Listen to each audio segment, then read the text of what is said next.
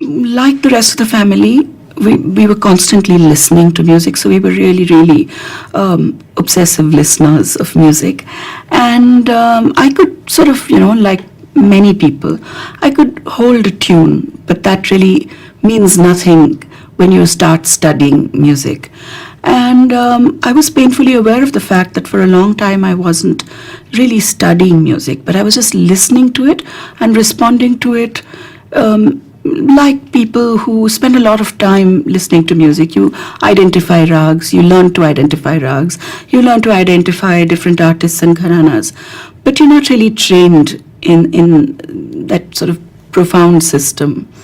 And so I was just a keen listener and an observer. And it was only when I was about 16 or 17 that I started formal lessons in vocal music. And I was very fortunate that Pandit Ramashray Jha, one of very, very eminent scholar musicians of contemporary India, he was teaching at Allahabad and working as the head of the department in the Department of Music at the university. And he accepted me as a disciple, and I started going to him for lessons, for talim. And that association continued for over 3 decades till he passed away in 2009. But that really was the turning point for me, and the point where I realized, fortunately sort of guided by my mother, who made me the splendid offer when I graduated. She said, why don't you take a year off and decide whether you'd like to make a commitment to music?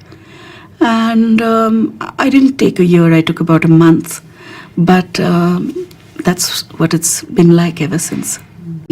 So my maternal grandmother, who was born in 1900, when she expressed a desire to learn Indian classical music, her father said, no, that's not something respectable.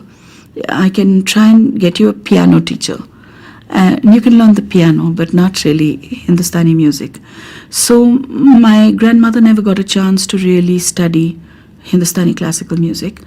But then when she was bringing up her 3 daughters, of whom my mother was the eldest, she was very happy to, give them the opportunity to learn music. And yet she didn't think that it was the appropriate profession for a woman in independent India to be following.